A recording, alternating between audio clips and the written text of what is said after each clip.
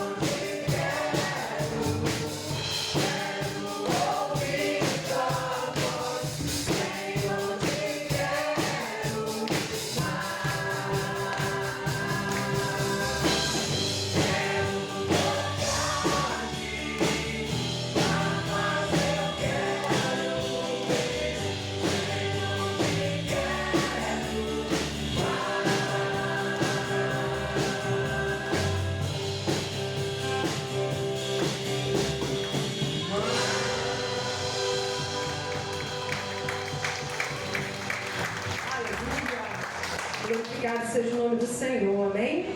No Salmo 139, verso 4, Davi fala que antes que a palavra fosse até a boca e saísse da boca de Davi, o Senhor já conhecia as palavras. Assim é nas nossas vidas. Antes mesmo de nós falarmos com Deus as nossas necessidades, Ele já conhece.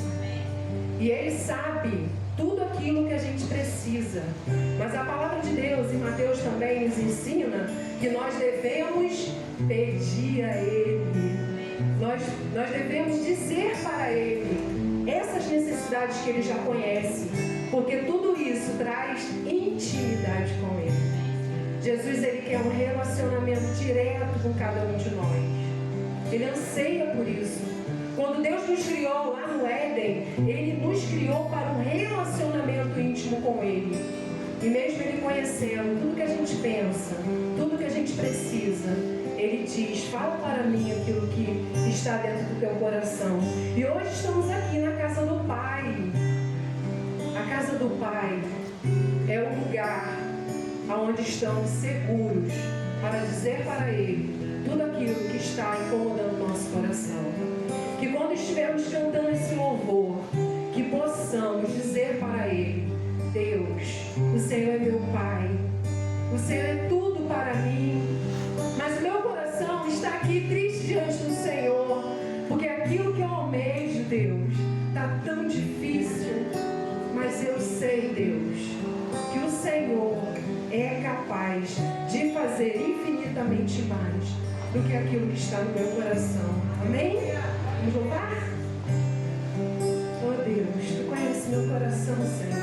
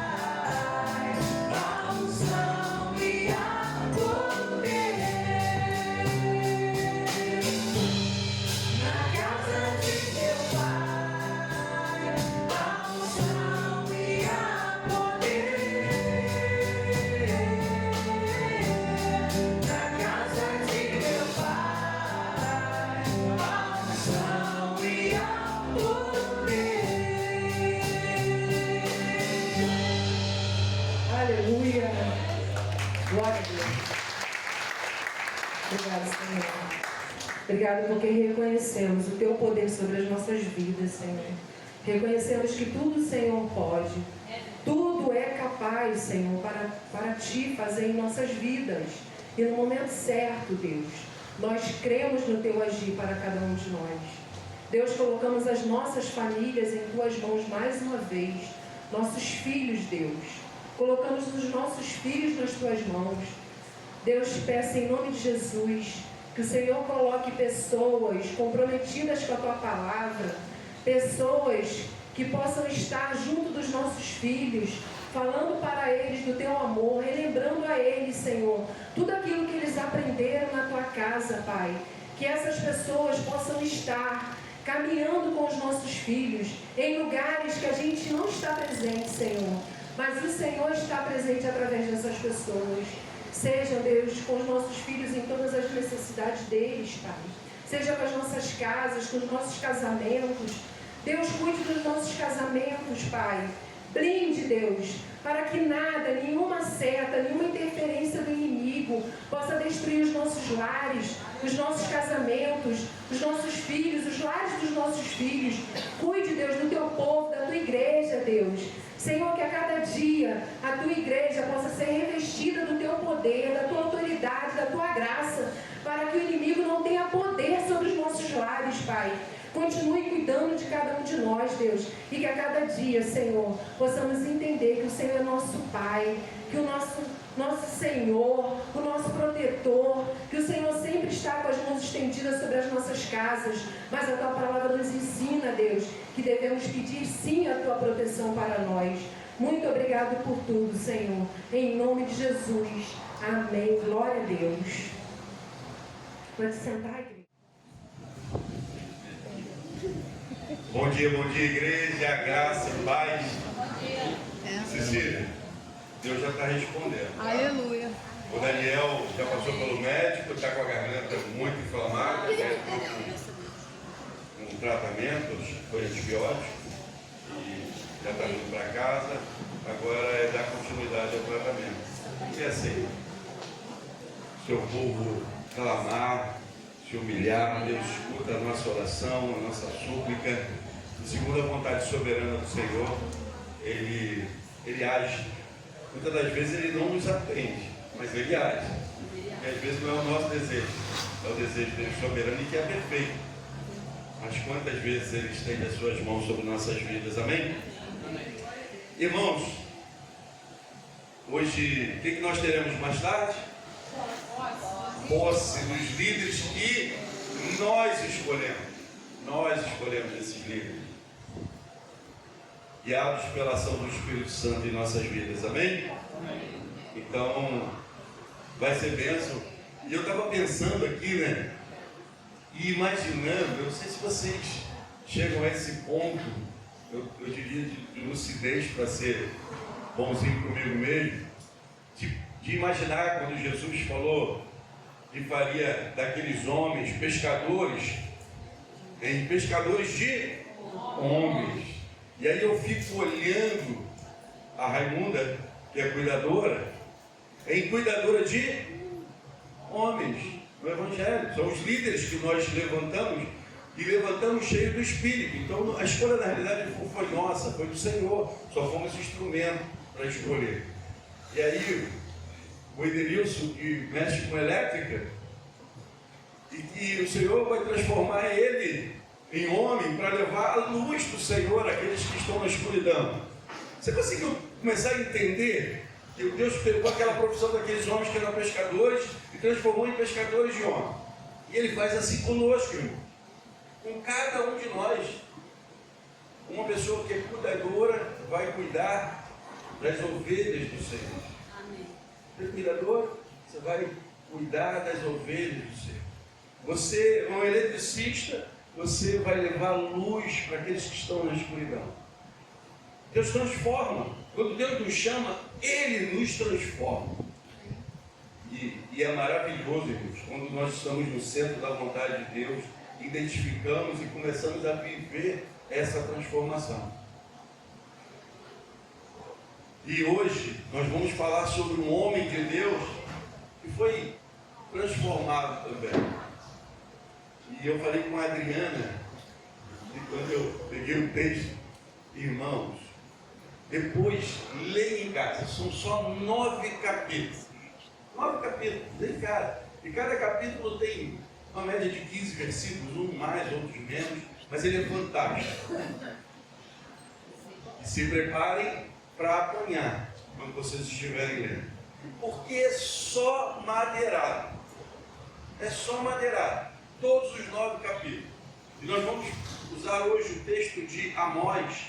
Só que Deus é tão bom conosco que Ele deu alguns versículos aonde os únicos de refrigério. Os únicos versículos de refrigério foi o que o Senhor nos concedeu nessa manhã. Mas eu quero que você leia depois os capítulos de Amós. Amós era um? Amós era um? Tem certeza? Sim. Tem certeza mesmo? Sim. Vamos descobrir que não. Não? Não. Deus fez de Amós um profeta. Amós não era profeta. Amós era um homem que colhia figos silvestres e vendia. Mas Deus o levantou como profeta. Entendeu? Então você que hoje vai tomar posse de uma liderança, entenda que é o Senhor que está te levantando. Então tudo que você fizer, você está fazendo para o reino de Deus. Aí você vai falar assim, pastor, mas eu não tenho cargo nenhum. Mas eu quero te dizer que quando Deus te resgatou, Ele te transformou num evangelista. Porque a palavra do Senhor nos diz para todos nós, ide para todo mundo e pregar o evangelho a toda criatura. Isso é para todos aqueles que já tiveram um encontro com Cristo. Então Ele te levantou e Ele vai te capacitar. E foi assim com Amós. Mas eu quero dizer que Amós, irmão, mas vamos ao texto. Amós 9, do 11 ao 15. Aqui não tem, tá? De novo pela minha tradução, e a minha tradução, glória a Deus. E olha o que a palavra do Senhor nos diz. Naquele dia, levantarei a tenda caída de Davi, consertarei as suas brechas e reedificarei as suas ruínas.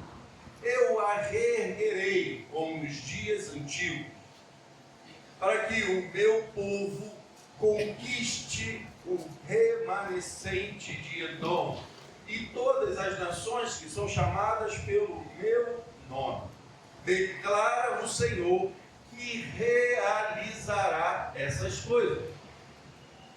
Dias virão, declara o Senhor, nos quais aquele que ara alcançará o que ceifa, e o que pisa as uvas, aqueles que semeiam. Vinho novo gotejará dos montes e fluirá de todas as colinas.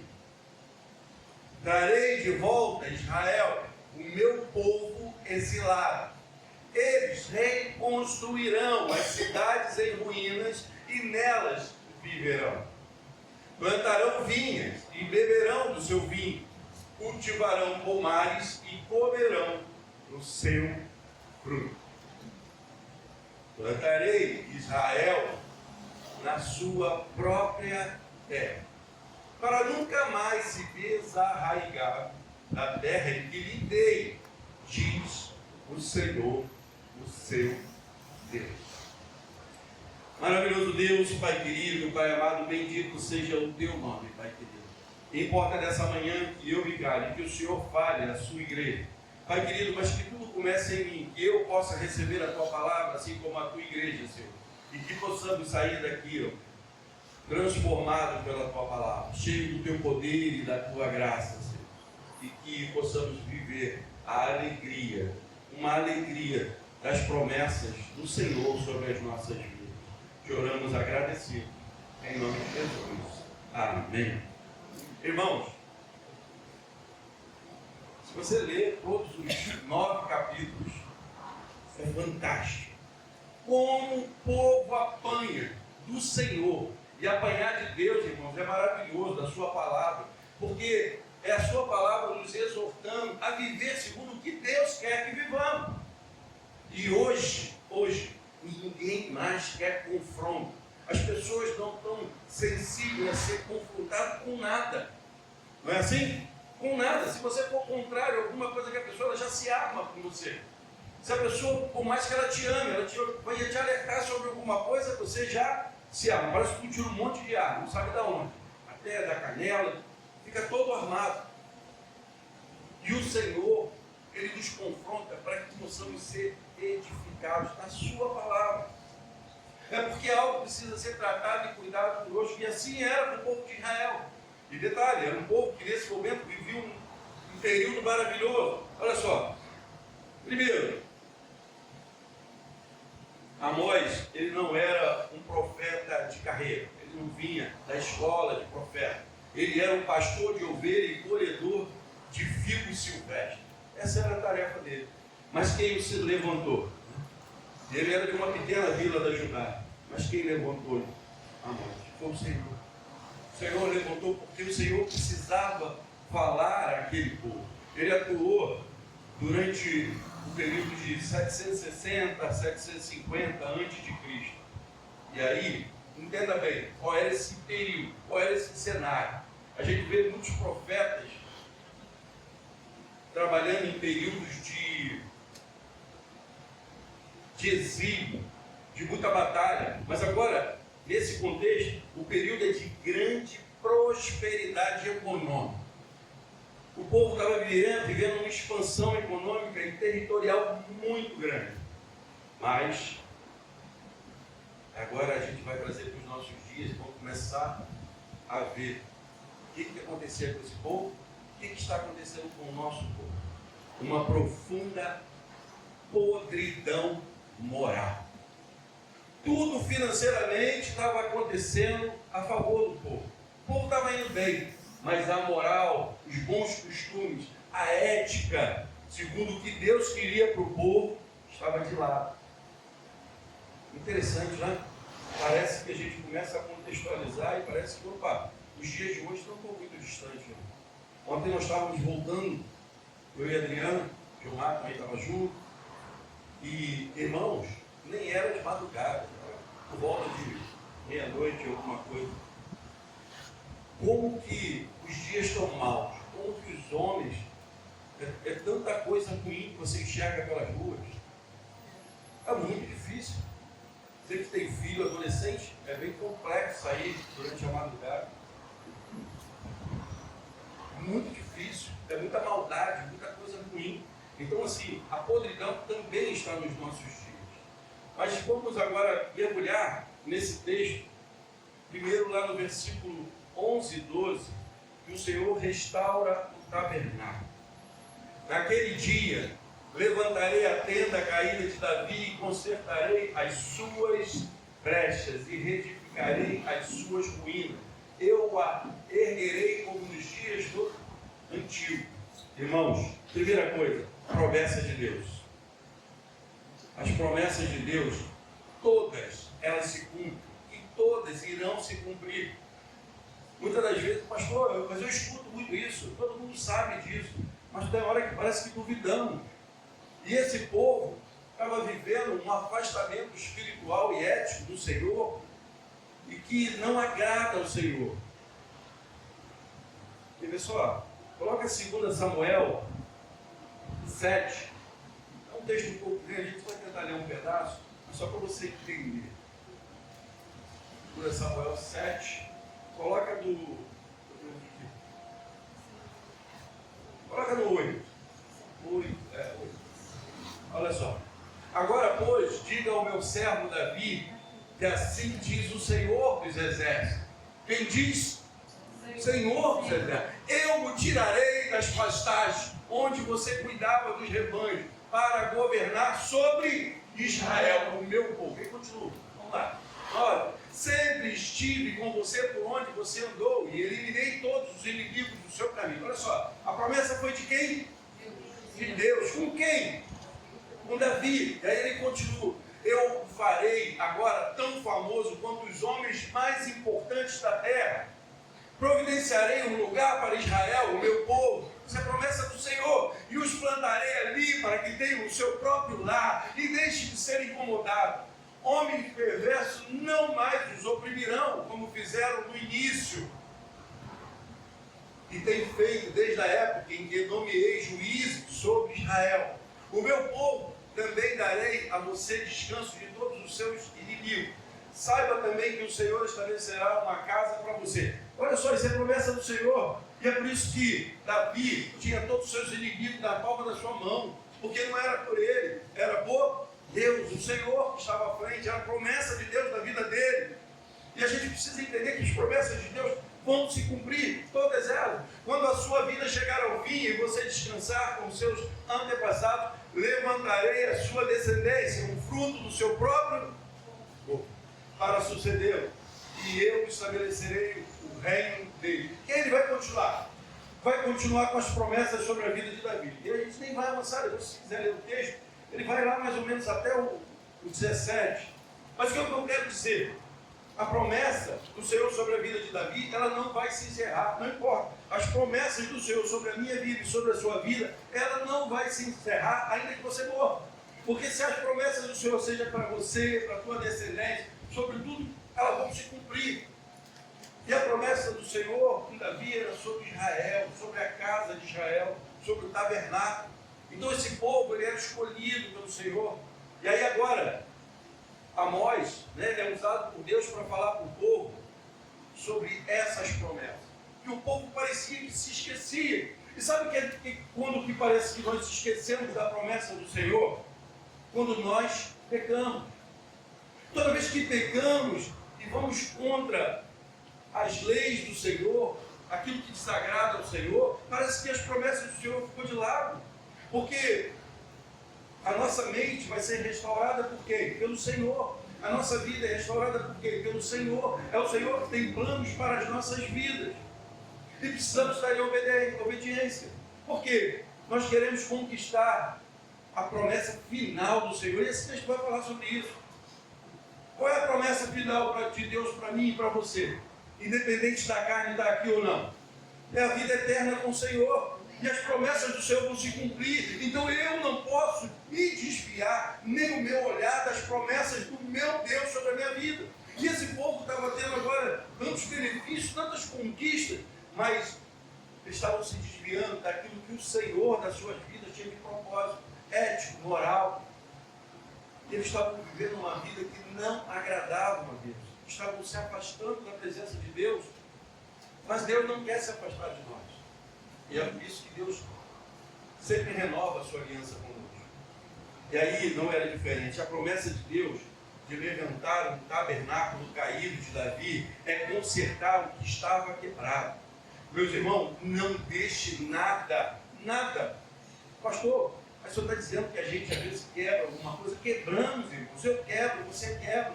Quando nós fazemos alguma coisa que entristece o nosso Deus, estamos quebrando essa ligação com o Senhor. E eu e você, nós temos esse elo de ligação. A gente pode ser religado novamente através de Jesus, um joelho dobrado, um quebrantamento espiritual. Agora, o que eu não posso prevalecer sobre a minha vida é a soberba, de achar que eu estou perfeito, que eu errei, mas vou embora, vou seguir. Não!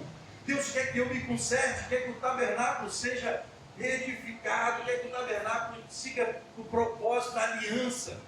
Porque a aliança do Senhor conosco, hoje, ela está alicerçada em quem? Em Cristo. Então, a nossa aliança erramos. Saímos do caminho, mas eu preciso voltar e consertar o tabernáculo, eu preciso voltar para a aliança. Porque entenda bem uma coisa, Deus ele não vai sair nunca do propósito da aliança dele com o seu povo. Não vai, nenhum milímetro Deus vai sair da aliança que ele fez comigo e com você. Todas as alianças foram quebradas pelo homem. E eu, como homem, continuo também quebrando essa aliança. Quando eu quero, eu me afasto de Deus. E eu tenho que voltar para esse tabernáculo, eu tenho que voltar para a presença. Irmão, quando você começa a estudar e vai ver sobre o tabernáculo, para você estar no tabernáculo, irmão, não era qualquer um, ele era de qualquer jeito. Era o povo escolhido de Deus. Sabe o que eu quero te dizer? você somos o povo escolhido de Deus. Essa aliança que Deus fez conosco através da cruz do Calvário tem que arder no nosso peito de errei, eu vou errar, e você vai errar. Mas o quebrantamento do Espírito Santo tem que nos levar ao arrependimento. Porque senão eu vou acumular. Eu vou pecar hoje, se eu não me arrepender hoje, amanhã eu vou pecar de novo e de novo. Daqui a pouco eu acho que eu me basto. E que eu não preciso mais me quebrantar, eu não preciso mais me humilhar e olhar para a face de Cristo. E aí sabe o que acontece? A gente começa a andar de cabeça baixa. Porque o pecado nos constrange. Mas Jesus nos liberta de todo pecado. Ah, mas todos os pecados foram pagos na cruz? Foram. Mas o meu relacionamento com o Senhor da minha vida, a minha aliança é renovada todos os dias, até que Ele venha. Se a promessa do Senhor, ela vai se cumprir na sua e na minha vida. Mas eu preciso estar alinhado com as promessas do Senhor. E o significado, se refere à restauração da linhagem de Davi, como nós falamos, e da unidade do povo de Deus. E trazendo, irmãos, para o Novo Testamento é Jesus. Simples e objetivo. A nossa aliança, a nossa vida no tabernáculo é a nossa aliança em Jesus Cristo. Deus é especialista em restaurar o que o pecado e a desobediência derrubaram nossas vidas. Ele levanta as ruínas.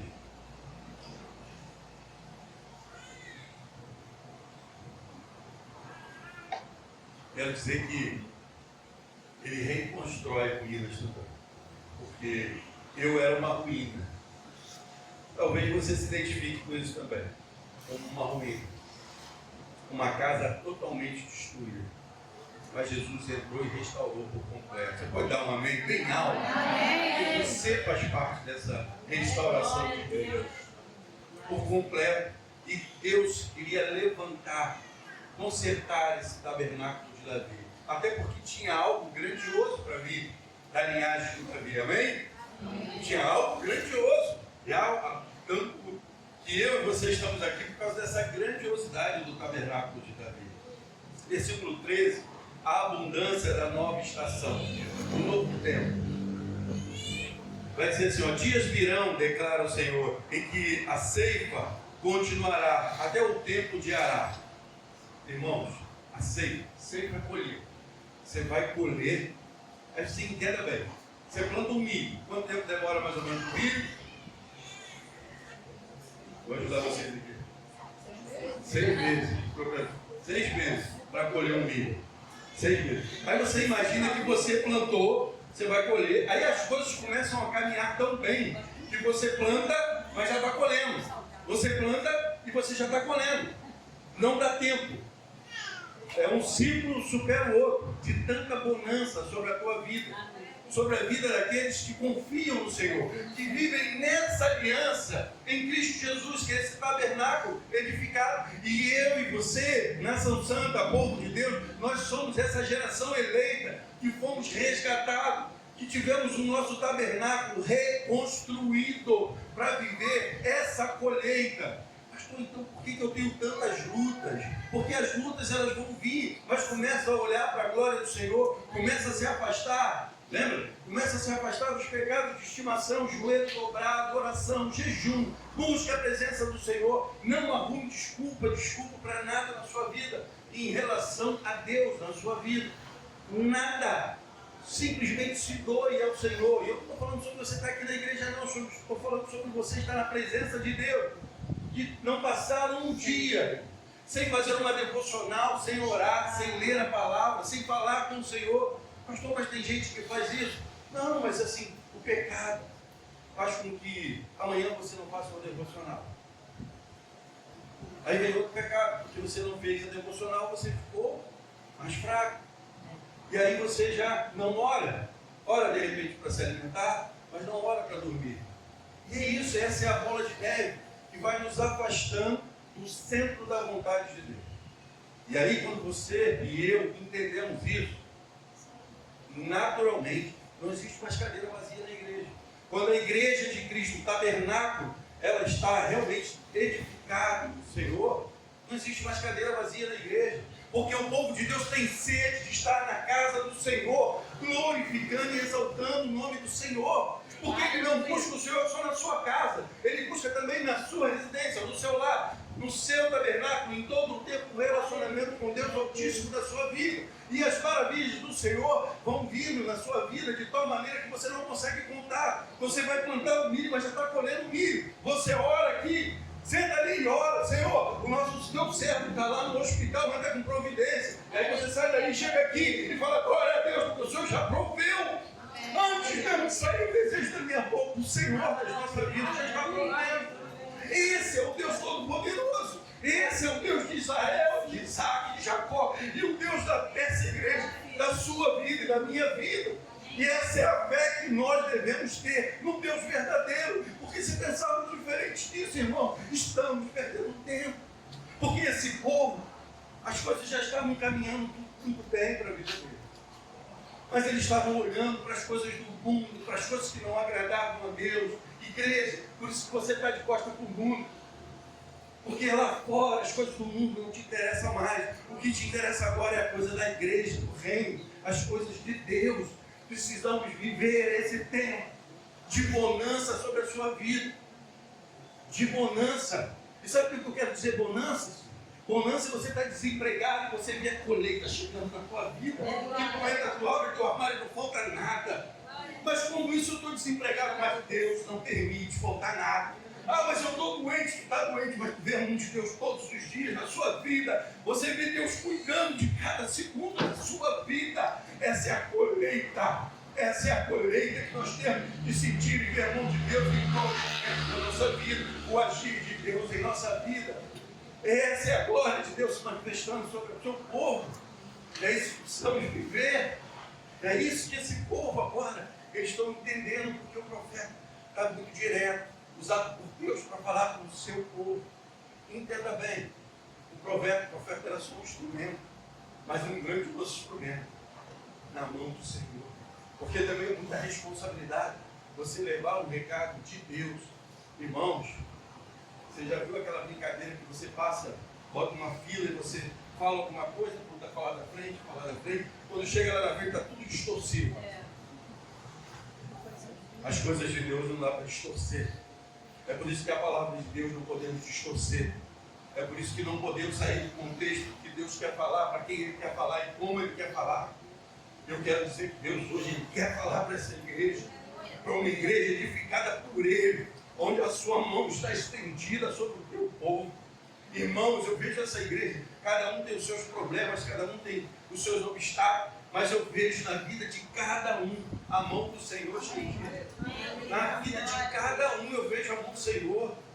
Não importa o que você está passando, eu vejo que é um povo feliz, sabe por quê? Porque a nossa felicidade não depende do que estamos vivendo. A nossa felicidade depende do qual estamos servindo a Deus. Isso é muito maravilhoso. Se eu, como pastor da igreja, me alegro, você imagina o Rei dos Reis, o Senhor do Senhor, o Deus Altíssimo olhando para o seu povo. Irmãos, isso é fantástico. E esse povo começou a entender a abundância de Deus em todas as estações da vida dele. Quando Deus ele restaura, Ele não traz apenas o básico, Ele faz por completo, Ele faz transbordar. E esse povo viu Deus transbordando sobre a vida dele. Esse povo entendeu o que Deus queria sobre a vida dele. E nós também possamos entender, porque essa palavra, a palavra do Senhor, ela é para a raiz de Davi. Você é a raiz de Davi? Amém. Amém. Porque Cristo é a raiz de Davi.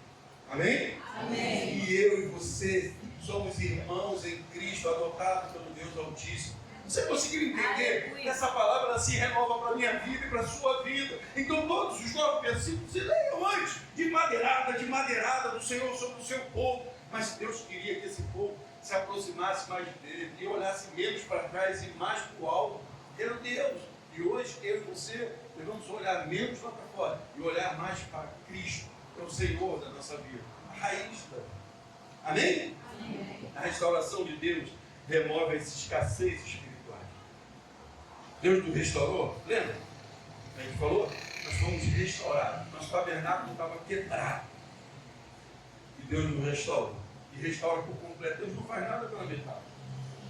E aí, o tabernáculo restaurado, Deus vai remover a escassez da sua vida. Vai remover a escassez da minha vida. E traz uma estação de frutos permanentes e uma alegria renovada.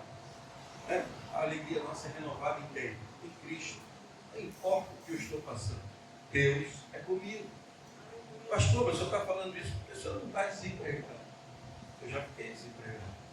Eu falei, já dei esse testemunho.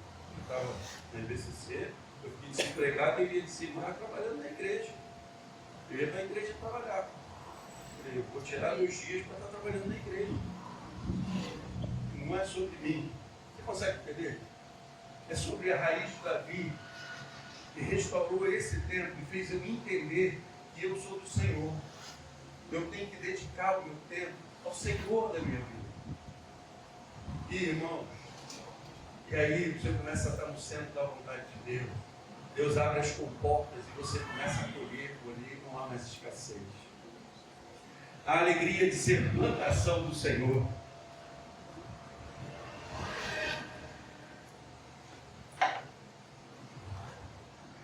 Versículo 14 e 15.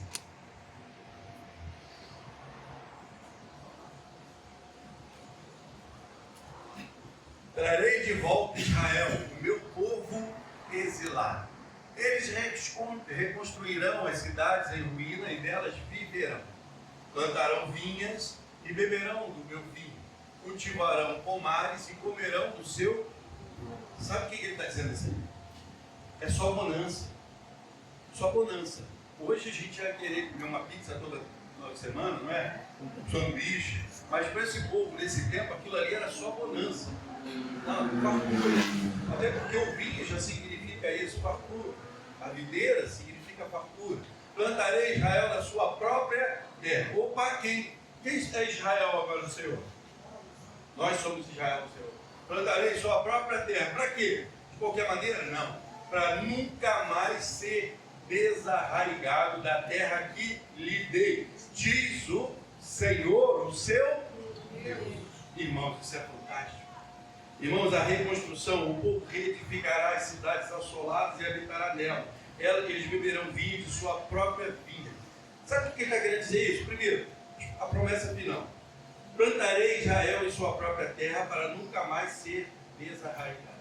Diferente do exílio anterior, lembra do exílio? Aí Deus vai resgatar o povo do exílio. Diferente disso agora, essa restauração ela vai trazer uma segurança e estabilidade eterna. Sob o cuidado de quem? Deus, é Deus que cuida. Igreja, a nossa estabilidade, nós fomos resgatados. Amém? Amém. Resgatado por quem? Pela raiz da vida, Jesus Cristo. E para quê? Uma estabilidade eterna. Em Cristo nós conquistamos uma eternidade no Senhor. Porque hoje, se estamos aqui, você é daqui? Somos peregrinos. Porque somos do reino celestial. Eu e você pertencemos ao Senhor. Estamos aqui de passagem como peregrino. Nós somos nação santa, povo eleito. A nossa identidade agora é de Cristo, de cristão, de filho do Deus Altíssimo. Ou seja, essa terra aqui é de passagem. Nós somos, a nossa identidade está no céu, ligada no céu, arraigada em Cristo. E ninguém pode mais tirar isso de nós.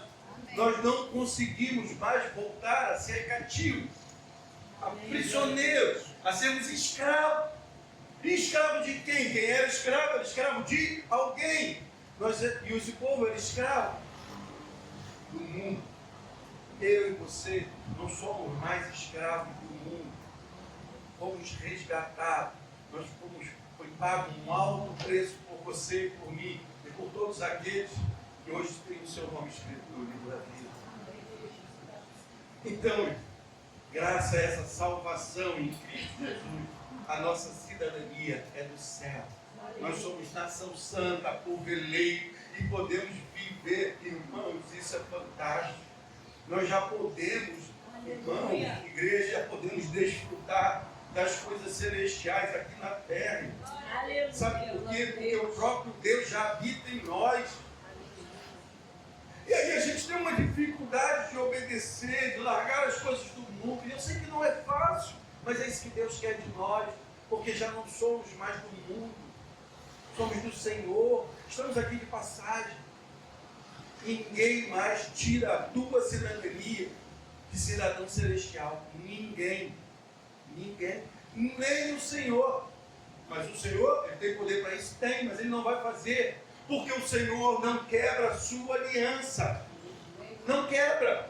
E uma vez salvo para sempre.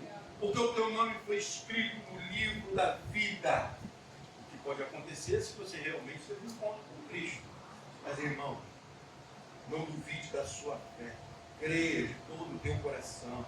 Confia nele. Deixa o Senhor fazer um trabalho na sua vida de restauração por completo. Deixa a restauração ser completa. Porque esse é o processo de santificação, onde estamos trabalhando no tempo, purificando o tempo todo. Dê liberdade ao Espírito Santo para fazer essa obra. Você e eu, nós não conseguimos. Mas temos que estar em obediência àquele que fala no nosso coração. Dobre os seus joelhos, não importa onde você estiver. Sentiu vontade de orar, ore. Não tenha vergonha do Senhor, porque o Senhor não teve vergonha de você e nem de mim na cruz do Calvário. Ele passou tudo o que passou, porque Ele nos amou. Então não tenha vergonha. Eu estou numa condução, vou ficar com vergonha de orar. Não tenha vergonha. Supere isso. Você é um tabernáculo restaurado. Leia a palavra. Se edifique na palavra. Busque a palavra o tempo todo da sua vida. Irmão, vamos dizer para você, prepare para ele. Você é um beato. Você só fala de Jesus. Quando começarem a falar isso para você, glorifique a Deus.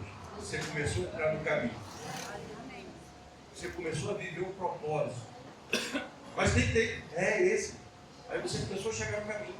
Quando você estiver constrangindo as pessoas, porque você só fala em Jesus, você só fala do reino, das coisas do reino, você está no caminho. Pastor, é sério? É sério. Porque você não é daqui. Lembra? Você não é desse mundo. Você está nesse mundo. Você é um peregrino. Nós somos do céu, cidadãos celestiais. Então já comece a viver essa vida aqui. Ah não, deixa eu poder chegar no céu. Não. Se aproxime cada vez mais do Senhor da sua vida. Se quebrante cada vez mais.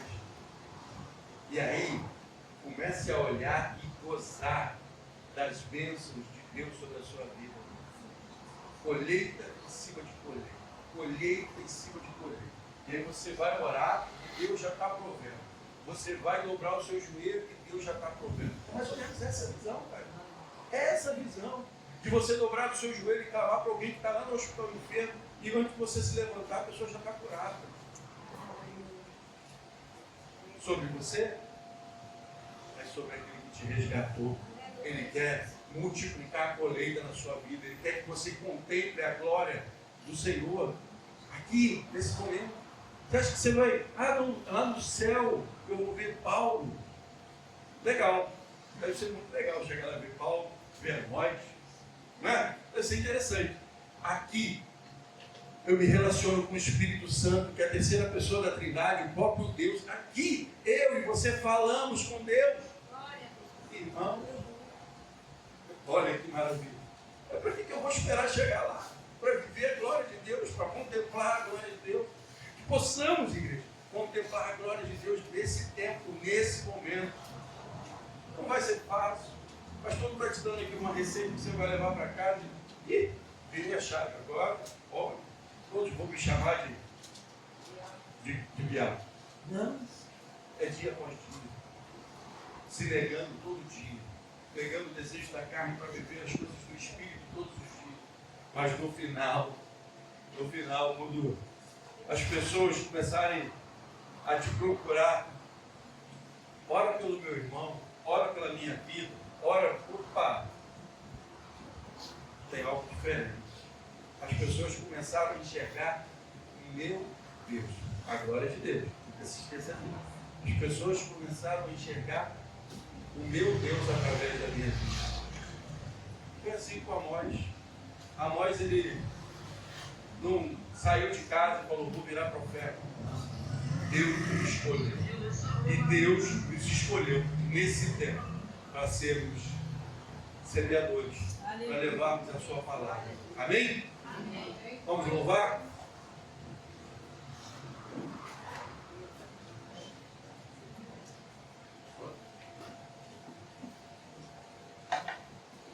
Lembrando, irmãos, que hoje nós teremos a posse dos livros da igreja. Todo mundo bem bonito, quer dizer, não tem como viver, né? Vocês são muito mesmo. Vai ser um culto bem festivo, convidem as pessoas.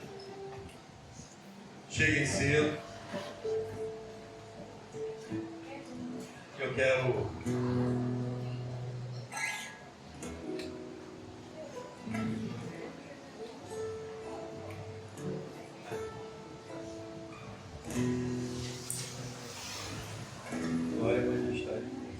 Eu quero orar com você.